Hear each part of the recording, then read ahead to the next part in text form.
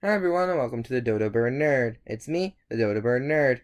I know it's been quite a bit since I posted a video of honestly any kind, but today's video is the first Magic the Gathering video of my new schedule, which if you aren't already aware, is a Magic video the first week, followed by a Lego video the second week, a Pokemon video the third week, and some sort of creative, likely drawing video in week 4. Then the schedule repeats itself, and these videos will be going up at around 12 p.m. Eastern Standard Time on Saturdays. So the basic gist of this series is I'm going to be discussing the taxonomy of Magic the Gathering. Now what that specifically means I'll go into a bit later in the video, but I think now it's time for us to roll the intro and let's get started.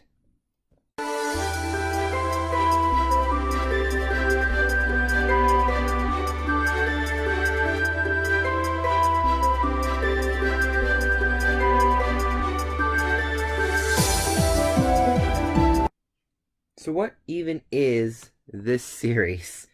Well, basically, I'm going to be discussing the taxonomy system in the real world, which is used for classifying various forms of life, and applying that to Magic the Gathering.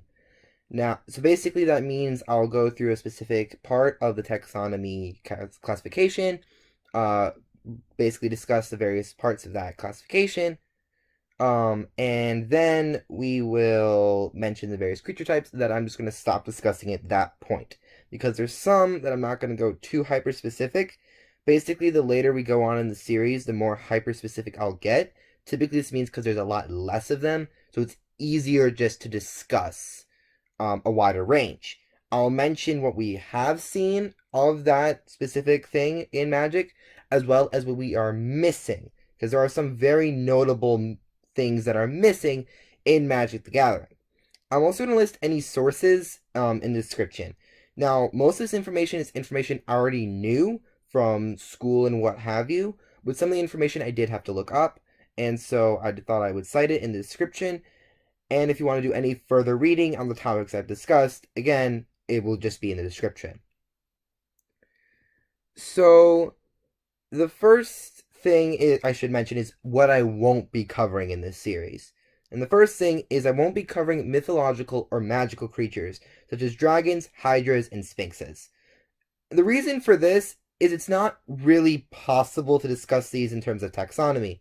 Now, while you could argue that something like a dragon or a hydra has relations to like a snake or a lizard or any other reptile, really, when you get to something like a sphinx, you can't. You physically can't. I mean, possibly, but it'd be really tricky to figure it out. So I'm just gonna drop them. Plus, so then I can use the actual official taxonomy tree that we've seen.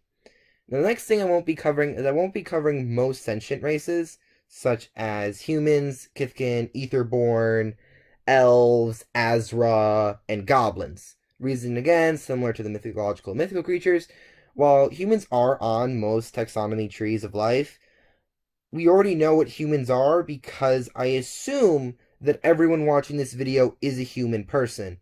Now, I might be wrong in that assessment, but I'm just going to assume that my wide audience is human people. However, once we get to like stuff like elves, Kithkin, Azra, Etherborn, goblins, you can't place them for the most part on a taxonomy tree. And the final thing is I won't be discussing anthropomorphized animals such as Leonin, Merfolk, Thalids, Einok, Loxodon, and Rocks, for example. However, by extension, I will be mentioning their non-anthropomorphized counterparts such as cats, fish, fungi, dog, elephants, and rhinos.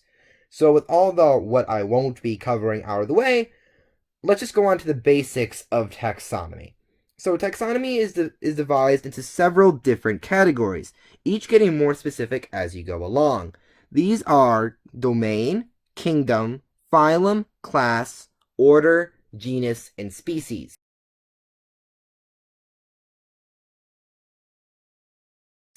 Now these last two, genus and species, are what is used to make the scientific name of an organism. So the first thing I want to mention is domains. Now, as the most generic thing of all of them, there's only 3. Those being archaea, bacteria, and eukaryota. Now, eukarya, I said eukaryota, my bad, is what 99% of what we'll be discussing is in. So I'm just going to leave that for later explanations.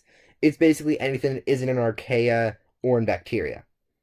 And there hasn't really been anything in Magic that would be an archaea, because you can't really show that in Magic the Gathering, as most of them are incredibly tiny. Now, bacteria, we have seen something that could qualify, those being germs. While germs can be both a bacteria or a virus, germs can be a bacteria, so I thought I would discuss them here. Now, the only thing wrong with me discussing germs is how they're typically shown in Magic. However, basic description of bacteria in real life: small, single-celled organisms most of the time that reproduce by division.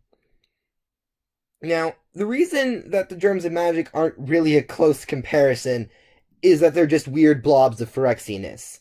The only germs we have seen have been the tokens produced by the living weapon mechanic from second Mirrodin block.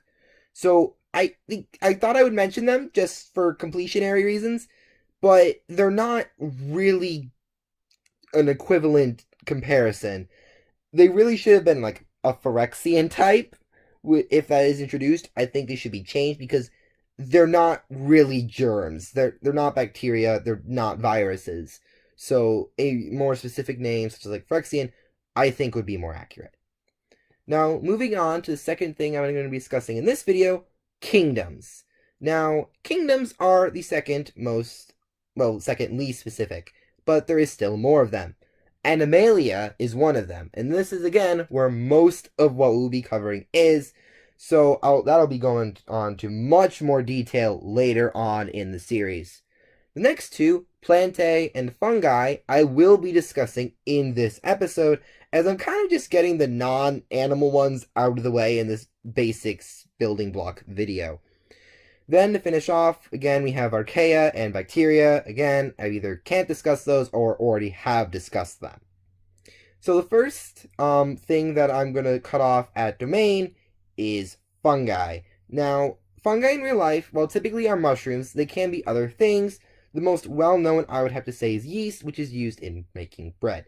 Now, fungi in real life reproduce using spores. Now, this can be seen. I know I said I wouldn't discuss them, but I thought I would mention that most thalids in the older days use spore counters to make sapperlings, which could be a reference to the fact that most fungi use spores to reproduce. Now, fungi in Magic the Gathering, we really haven't seen like a yeast monster, but we've seen mushrooms predominantly, such as Shambler, which is the art I'm using for here. The last thing I thought I would discuss in this episode is plants. Now, there are many different types of plants, such as, well, flowers, trees, bushes, grasses, shrubs. You get the idea, and many, many more that exist. So, plants are different from animals in many different ways. They have slightly different cell structures, having chloroplast most of the time, I believe, and cell walls, which are different from animals, which have a more fluid cell membrane. They also, most of the time, use photosynthesis and chloroplasts to get their energy, converting energy from the sun. While there are some that use carnivorous means, such as a Venus flytrap, or parasitic means, by leeching it off of other plants, those are not really the most common. Those are in the minority of plants. Now, in Magic, we've only seen a few of these. Mainly these are trees, by extension tree folk, but we have seen a few trees, such as the main ones being Tree of Redemption, and I forget the name of the one from Eldritch Moon. It was the dark version of the Tree of Redemption from original Innistrad block. You can switch their life totals, and they have 13 toughness. Yeah, tree. And then we've also seen just some generic plants, such as Jadi Offshoot, which I believe would actually fall under tree, and the plant tokens, such as the Nissa one produced here. We haven't really seen anything, I would say, in the category of a bush. We might have. I might just be completely missing it, but I don't think we've seen a bush Magic card. But anyway, that is what I'm going to be discussing in this video. We discussed the basics of taxonomy, domains, kingdoms, germs, fungi, and plants. In the next episode, which will be coming out in 4 weeks, I'm going to be beginning to discuss phylums.